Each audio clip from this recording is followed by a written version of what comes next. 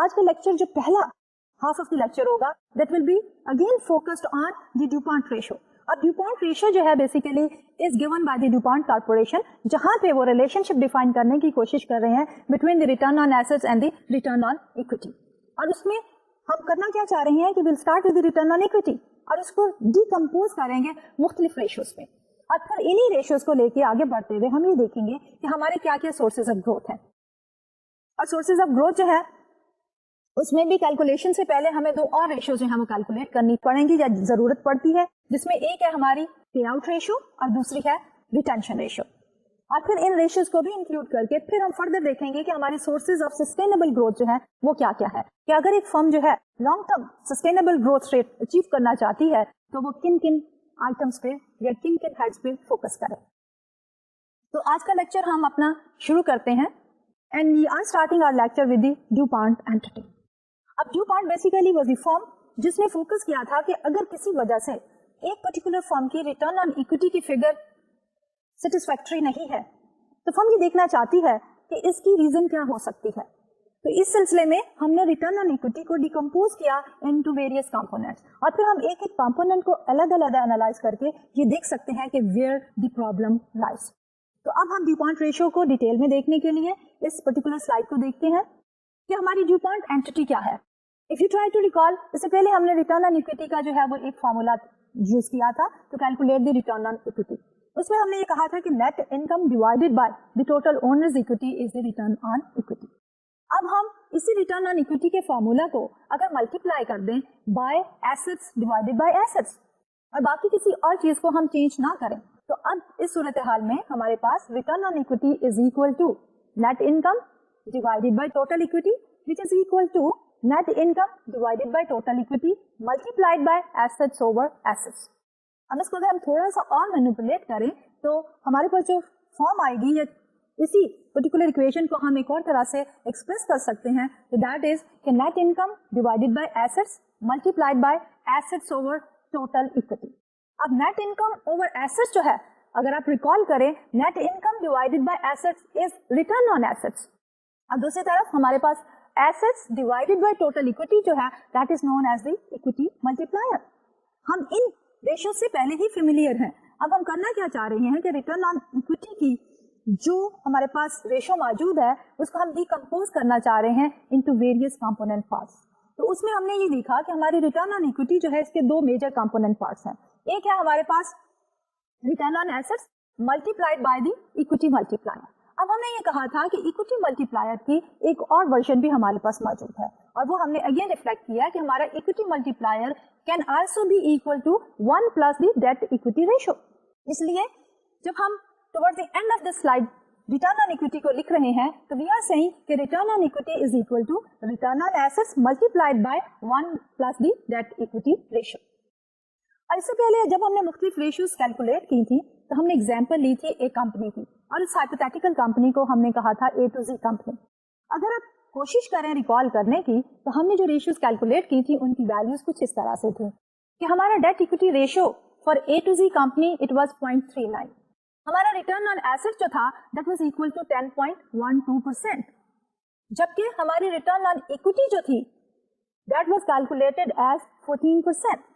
अब अगर हम इस रिलेशनशिप को देखें जो अभी हमने डिफाइन किया आफ्टर सर्टेन मैनिपुलेशन, हमने ये कहा कि return on equity is equal to return on asset multiplied by the equity multiplier. तो हम उसको इक्विटी मल्टीप्लायर कह दें या 1 plus the debt equity ratio कह दें. तो return on equity now is equal to 10.12% multiplied by 1 plus the debt equity ratio 0.39. So 1.39 is equal to 14%. तो हमारी ये डिकम्पोजिशन जो है exactly matches with the numbers जो कि हमारे पास पहले मौजूद थे. अब इसी रिटर्न ऑन इक्विटी को मजीद डिटेल में देखने के लिए हम थोड़ी सी और मैनिपुलेशन एंड रीअरेंजमेंट करते हैं उस फार्मूला में जो हमारे पास बेसिक रिटर्न ऑन इक्विटी का फार्मूला है. So we can further decompose return on equity by multiplying the top and the bottom by total sales. तो अब हमारे पास return on equity is equal to sales divided by sales multiplied by net income over assets multiplied by assets over total equity. अब हम इसको थोड़ा सा अगर रीअरेंज कर लें तो हमारे पास return on equity is equal to net income divided by sale, जो कि हमारे पास क्या है, profit margin. Multiplied by sales over assets, जो है हमारे पास total asset turnover, multiplied by assets over total equity, जो है हमारे पास equity multiplier. In other words हमारे पास जो रिटर्न ऑन इक्विटी है, अब उसके हमारे पास 3 सब कंपोनेंट्स हैं। एक है हमारे पास प्रॉफिट मार्जिन, दूसरा है टोटल एसेट टर्नओवर और तीसरा है इक्विटी मल्टीप्लायर। अब प्रॉफिट मार्जिन जो है बेसिकली ये हमारी प्रॉफिटेबिलिटी मेजर है, टोटल एसेट टर्नओवर जो है ये हमारी एफिशिएंसी मेजर है, और जो इक्विटी मल्टीप्लायर है that is the use of the financial leverage.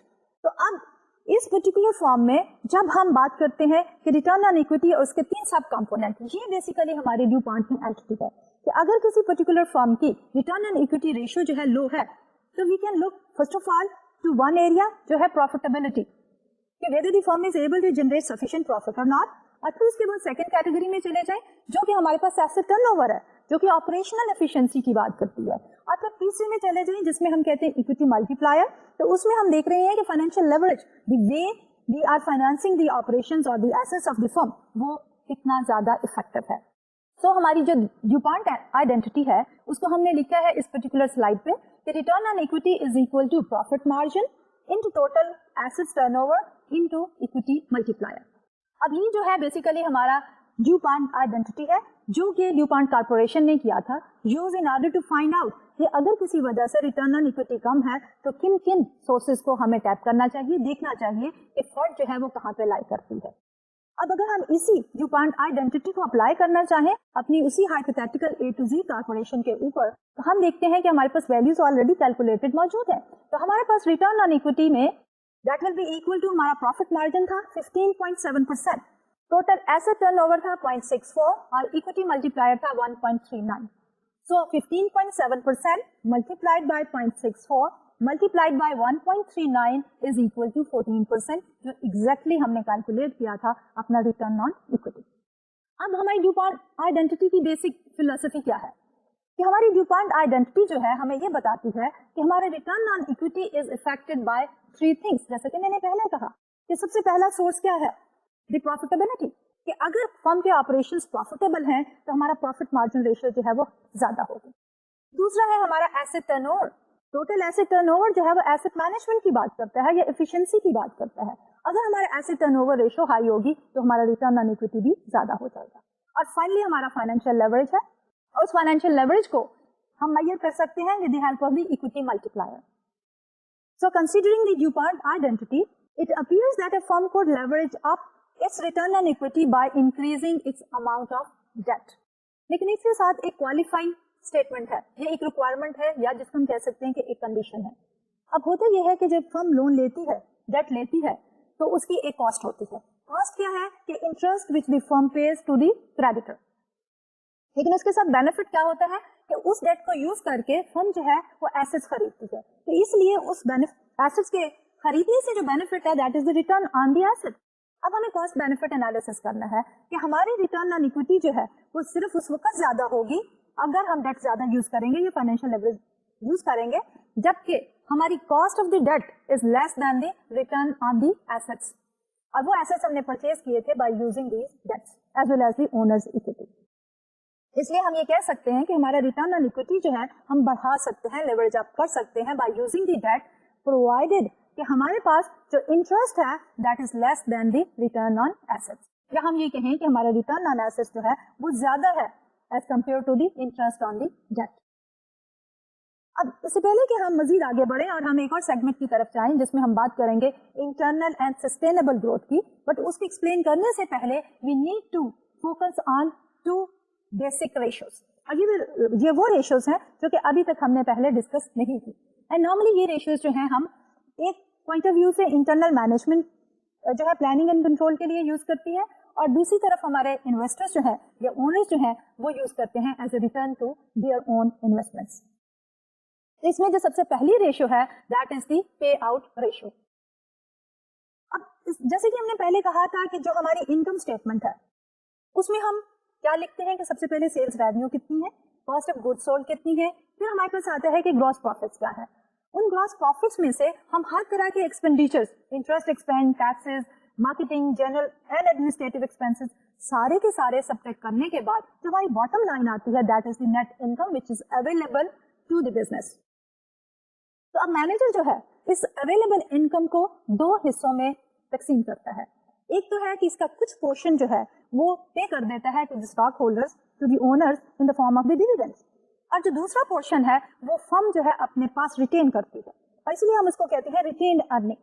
और ये वो अर्निंग का पोर्शन है जो फर्म ने रिटेन किया है फॉर फ्यूचर ग्रोथ. तो सबसे पहले हम देखते हैं कि पे आउट रेशियो जो है, जो डिविडेंड पे आउट रेशियो है, उसको हम किस तरह कैलकुलेट करते हैं. तो फॉर्मूला जो है हमने वो लिखा है ऑन दिस पर्टिकुलर स्लाइड कि we have already seen and discuss कि हमारी नेट इनकम जो है उसके दो पोर्शन है. एक है कि डिविडेंड पे टू द स्टॉक होल्डर्स, और दूसरा जो है the earning which is written by the business. और अगर हम एग्जांपल लें अपनी उसी ए टू जी कंपनी की, जिसकी हमने पहले शुरू में इनकम स्टेटमेंट देखी थी, कि उसमें हमारे पास total net income the, bottom line that was equal to 363 million.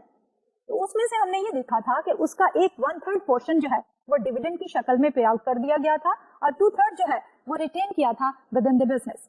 इसलिए जब हम कैलकुलेट करना चाहते हैं डिविडेंड पे आउट रेशियो, तो हम फॉर्मूला क्या यूज करेंगे कि dividend pay out ratio is equal to cash dividends divided by the net income.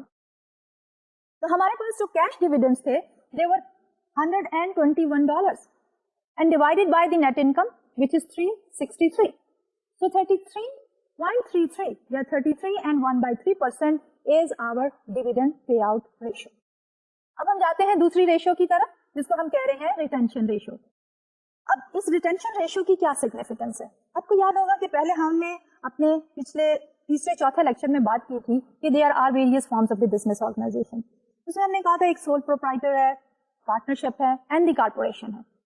No matter whatever is the form of the business, the basic objective is to earn profits. Partnership में, proprietorship में, दोनों में हम कह रहे थे कि owners जो है they want to maximise their profits. Corporation में हमने ये कहा था कि इसी ऑब्जेक्टिव को हम एक डिफरेंट तरीके से लिखते हैं. हम कहते हैं कि ऑब्जेक्टिव क्या होता है, to maximise the share holders wealth, और वो शेयर होल्डर्स जो है वही ओनर्स होते हैं. तो ये सारा कुछ जो है वो किस तरह हो सकता है कि एक वन टाइम एक्टिविटी से तो हम कंटिन्यूअसली ये ऑब्जेक्टिव अचीव नहीं कर सकते. हम अगर अपने बिजनेस को लॉन्गर पर्सपेक्टिव में देखते हैं तो हमेशा ये जरूरी होता है कि हम जो भी प्रॉफिट जनरेट करें सारे के सारे डिस्ट्रीब्यूट ना कर दें टू द ओनर्स, बल्कि क्या करें कि फ्यूचर प्रॉफिटेबिलिटी को बढ़ाने के लिए उसका कुछ पोर्शन जो है वो फर्म रिटेन कर लेती है. इसलिए हम उसको कहते हैं रिटेन अर्निंग. इसलिए जितने भी फ्यूचर के प्रोजेक्ट होते हैं फॉर द ग्रोथ एक्सपेंशन, वो हमारी रिटेन अर्निंग में ही से अंडरटेक किए जाते हैं. इसलिए हमारी जो रिटेंशन रेशियो है ये मेजर करती है कि फर्म ने इनकम का कितना परसेंटेज जो है वो रिटेन किया फॉर फ्यूचर ग्रोथ. तो इस सिलसिले में भी अगर हम अपनी उसी ए टू जी कंपनी ही की एग्जांपल लें तो हम किस तरह से ये रेशियो कैलकुलेट करेंगे, that we have reflected on this slide.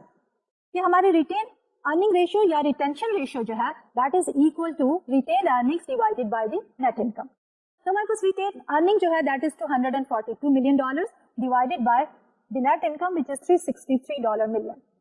So that is equal to 66.67% or 66.2/3%. तो इसी रिटेंशन रेशियो को हम एक और नाम से भी याद करते हैं, या हम एक और नाम भी इस्तेमाल करते हैं फॉर द रिटेंशन रेशियो, जिसको हम कहते हैं फ्लो बैक रेशियो. और इसका मतलब क्या है कि ये अर्निंग का वो पोर्शन होता है जो कि फर्म ने रिटेन किया और उसको फ्लो बैक करेगी in the operation for future growth and expansion. एक और कॉमनली यूज्ड हमारे पास लेटर है द लोअर केस लेटर, जो हम यूज करते हैं to denote the retention ratio. हम कहते हैं कि लोअर केस लेटर बी जो है that is the retention ratio. अब इससे हम एक और भी रिलेशनशिप निकाल सकते हैं between the retention ratio and the pay out ratio. कि हमारे पास अगर अभी जैसा कि हमने देखा है ए टू जी कॉर्पोरेशन के केस में हमारी पे आउट रेशियो क्या थी 33.3% और हमारी 33.33% फॉर एग्जाम्पल. तो हमारे पास जो रिटेंशन रेशियो थी दैट वाज 66.67%. अगर हम इन दोनों को एड अप करें तो हमारे पास 100% ऑफ द इनकम आ जाती है. तो अगर हमें रिटेंशन रेशियो पता हो तो हम dividend pay out ratio calculate कर सकते हैं, और अगर हमें पे आउट रेशियो पता हो तो हम रिटेंशन रेशियो जो है वो कैलकुलेट कर सकते हैं. तो इसी रिलेशनशिप को मजीद एक्सप्लेन करने के लिए let's take a very simple example. अब ये एग्जांपल हमने ये कहा है कि एक हाइपोथेटिकल कॉर्पोरेशन है LMN corporation. LMN corporation pays out 40% of the net income in the form of the dividends. And what is the retention ratio? अब जैसे कि मैंने अभी कहा कि अगर हमारे पास पे आउट रेशियो दी हुई है जो कि 40% है तो हम रिटेंशन रेशियो बड़े आसानी से कैलकुलेट कर सकते हैं. कि हमारी रिटेंशन रेशियो जो है that will be equal to 1 minus the pay out ratio. तो हमारे पास ये होगा कि if the pay out ratio is 40% then the retention ratio is 1 minus 40% is equal to 60%. अब इसको एक और एंगल से देखें और कहें if the net income of the LMN is $800 million, how much did the stock holders actually receive. तो अब हमारे पास डिविडेंड पे आउट रेशियो दी हुई है 40%, इनकम दी हुई है 800.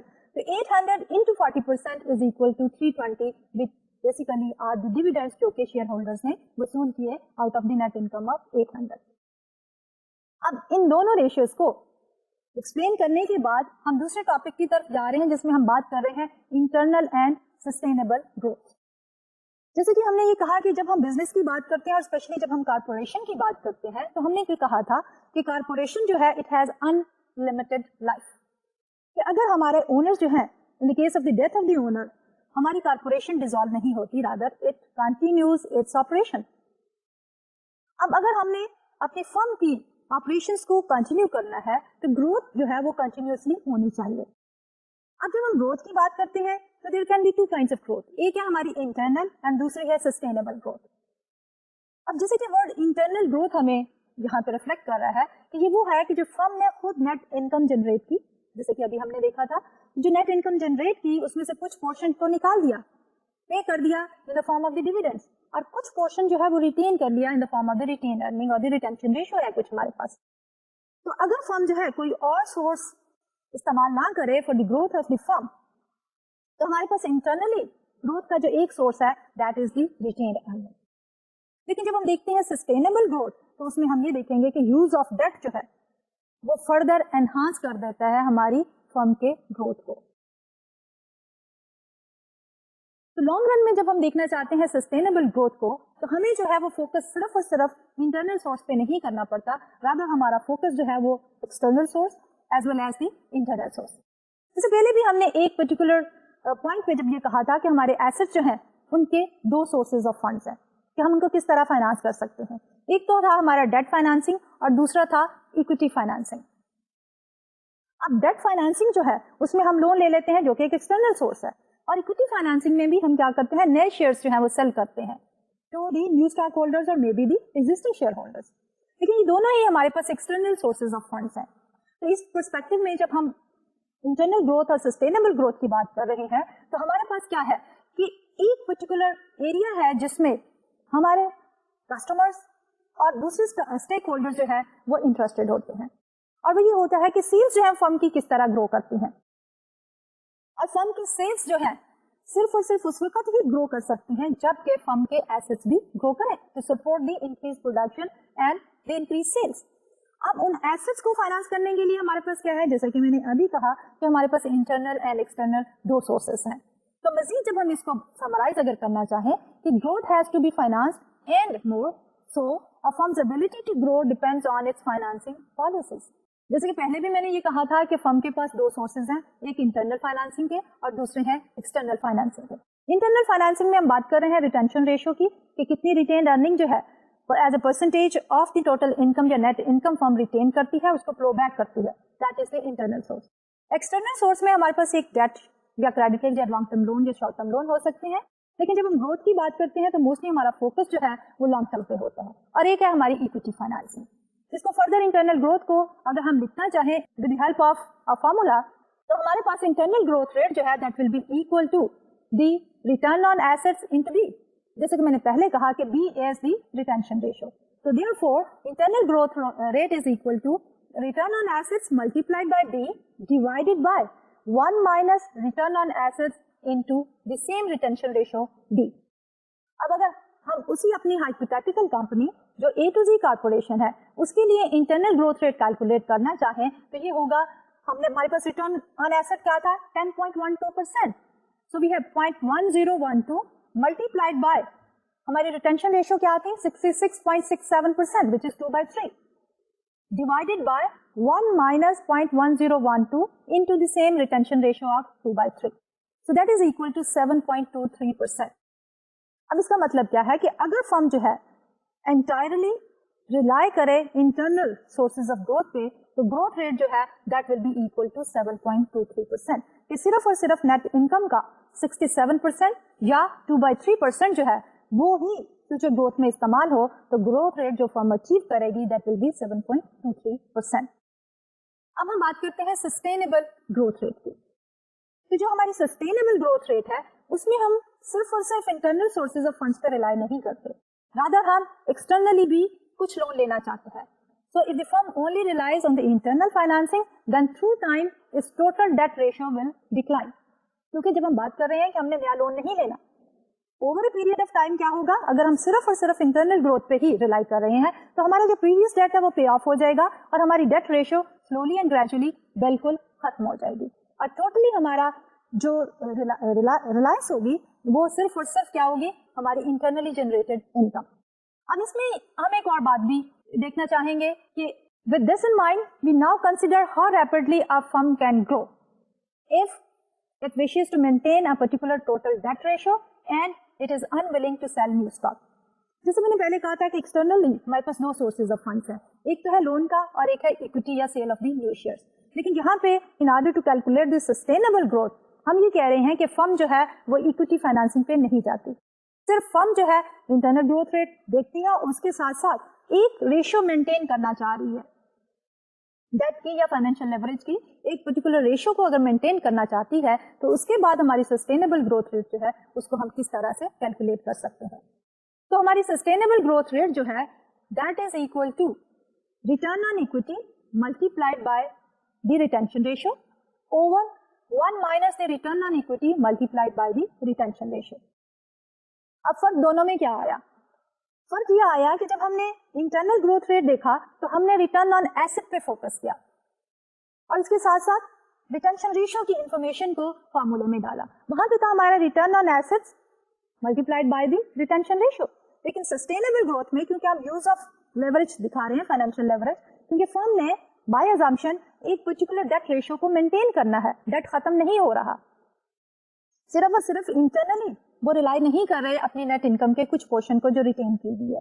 Therefore, return on equity into B divided by 1 minus the return on equity into B. अब अगर हम इसको कैलकुलेट करना चाहें अपनी hypothetical firm A to Z के लिए तो हमारे पास सस्टेनेबल ग्रोथ रेट क्या होगा कि रिटर्न ऑन इक्विटी हमने कैलकुलेट की थी 14%, so 0.14 into the retention ratio which is 2/3 divided by 1 minus the return on equity which is 0.14 multiplied by 2/3 is 10.29. अब अगर हम कंपेयर करें दोनों को, हमारे पास सस्टेनेबल ग्रोथ रेट जिसमें use of debt is there is calculated as 10.29%, जबकि हमारी इंटरनल ग्रोथ रेट जिसमें use of debt was not there, firm जो है वो टोटली रिलाई कर रही थी अपनी इंटरनल फाइनेंसिंग में, तो that was equal to 7.23%.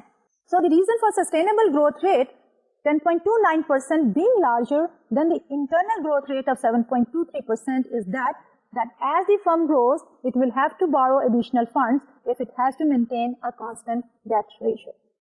So this new borrowing is an extra source of financing in addition to the internally generated fund. So A to Z company can expand more, 10.29% as compared to the 7.23%. तो ये तो था हमारा मुख्तलिफ growth rates, internal and sustainable growth rate. अब हम बात करते हैं कि what are the determinants of the growth rates. अभी बात की हमने कि इंटरनल ग्रोथ रेट क्या है और सस्टेनेबल ग्रोथ रेट क्या है और दोनों में क्या फर्क है. अब हम ये देखना चाहते हैं कि लेट्स सपोज एक फर्म जो है एक certain percentage of the growth rate achieve करना चाहती है, तो उसके सोर्सेज क्या है, ताकि फर्म जो है उन्हीं सोर्सेज के ऊपर फोकस करे और एक कंसर्टेड एफर्ट के साथ वो पर्टिकुलर ग्रोथ रेट जो है वो अचीव कर सके. जैसा कि हमने देखा है हमारे पास सस्टेनेबल ग्रोथ रेट जो है उसके अंदर हमने यूज क्या किया है, रिटर्न ऑन इक्विटी.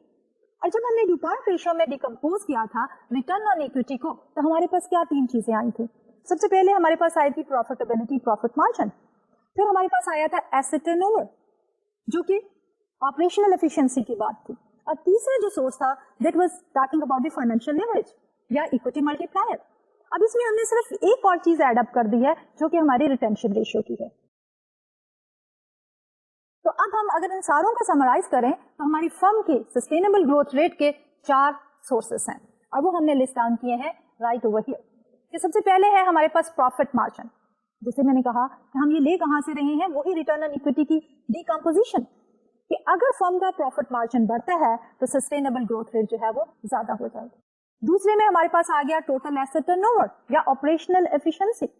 تو فرم جو ہے جتنی آپریشنلی ایفیشینٹ ہوگی, ریٹرن آن ایسٹ جتنا زیادہ ہوگا, اتنی ہی فرم جو ہے زیادہ گرو کرے گی. تھرڈلی ہم بات کرتے ہیں فائنینشیل لیوریج کی, کہ ہمارے ایکوٹی ملٹی پلائر جتنا زیادہ ہو جائے گا اتنی ہی ہماری فرم جو ہے وہ تیزی سے گرو کر پائے گی. اینڈ فائنلی ہم نے ایڈ اپ کی ایک اور source, and that source is the dividend policy.